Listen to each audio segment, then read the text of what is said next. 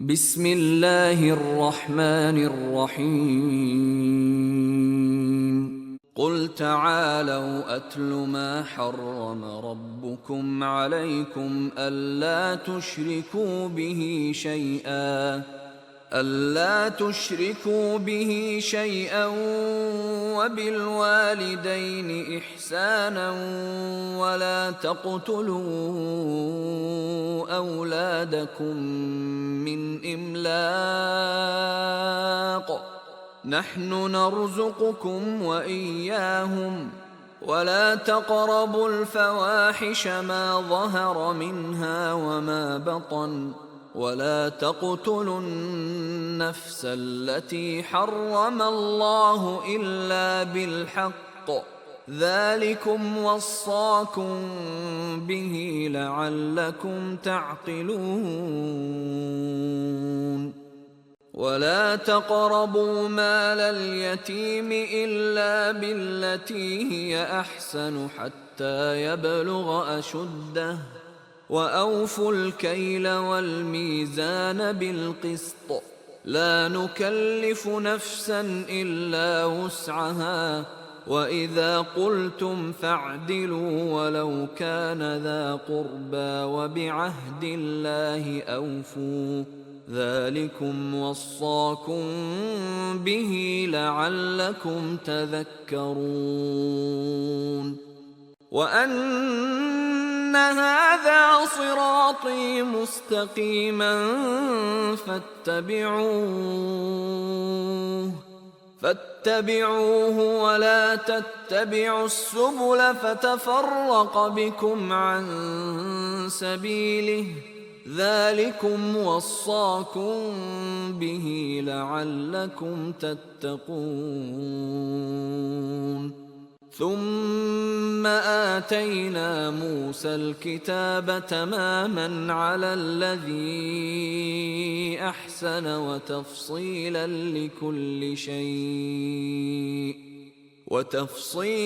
لكل شيء وهدى ورحمة لعلهم بلقاء ربهم يؤمنون وهذا كتاب أنزلناه مبارك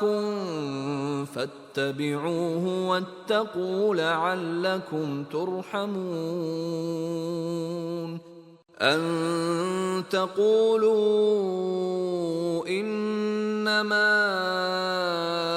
أنزل الكتاب على طائفتين من قبلنا وإن كنا عن دراستهم لغافلين أو تقولوا لو أنا أنزل علينا الكتاب لكنا أهدى منهم فقد جاءكم بينة من ربكم وهدى ورحمة فمن أظلم ممن كذب بآيات الله وصدف عنها سنجزي الذين يصدفون عن آياتنا سوء العذاب بما كانوا يصدفون هل ينظرون إلا أن تأتيهم الملائكة أو يأتي ربك أو يأتي بعض آيات ربك يوم يأتي بعض آيات ربك لا ينفع نفسا إيمانها لم تكن آمنت من قبل أو كسبت في إيمانها خيرا قل انتظروا إنا منتظرون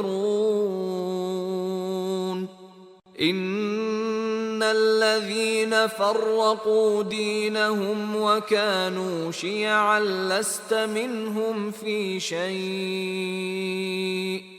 إنما أمرهم إلى الله ثم ينبئهم بما كانوا يفعلون من جاء بالحسنة فله 10 أمثالها ومن جاء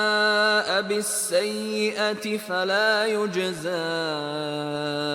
إلا مثلها وهم لا يظلمون قل إنني هداني ربي إلى صراط مستقيم دينا قيما ملة إبراهيم حنيفا وما كان من المشركين قل إن صلاتي ونسكي ومحياي ومماتي لله رب العالمين لا شريك له وبذلك أمرت وأنا أول المسلمين قل أغير الله أبغي ربا وهو رب كل شيء ولا تكسب كل نفس إلا عليها ولا تزر وازرة وزر أخرى ثم إلى ربكم مرجعكم فينبئكم بما كنتم فيه تختلفون وهو الذي جعلكم خلائف الأرض ورفع بعضكم فوق بعض درجات ليبلوكم فيما آتاكم إن ربك سريع العقاب وإنه لغفور رحيم